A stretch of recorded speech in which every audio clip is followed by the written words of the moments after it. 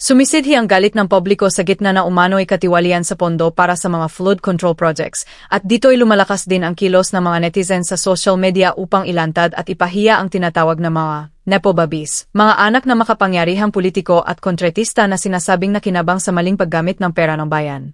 Nagsimula ang isyu ng ibinunyag ni Pangulong Ferdinand Marcos Jr. na umabot sa 545 bilyon, katumbas ng humigit kumulang US$10.5 bilyon, ang nilabas para sa halos 9,855 proyekto simula 2022.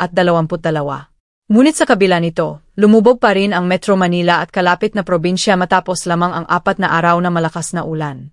Sa Reddit, mabilis na sumikat ang komunidad na Lefestelechef, na umabot agad sa halos 7,000 miyembro ilang araw matapos ilunsad noong Agosto 24. Dito, nag-upload ang mga netizen ng screenshots at posts na nagpapakita na marangyang pamumuhay ng mga taong umano ay may kinalaman sa iskandalo, mula sa paggamit ng private jets at pagbili ng mga mamahaling gamit hanggang sa pagmamay-ari ng mga luxury cars. Tinawag na marami ang kilusan na isang uri ng corrupt scamming laban sa mga nepo babies.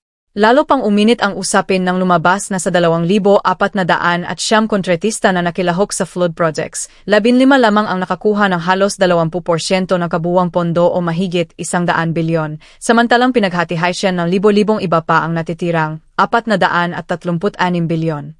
Dahil dito, mas umikting ang panawagan ng mga Pilipino laban sa hindi patas na paggamit ng pondo, at ang pagkadismaya ay hindi lamang sa mga opisyal kundi pati na rin sa kanilang mga anak na lantad ang magarang pamumuhay habang nagdurusa ang mga pamilyang binaha.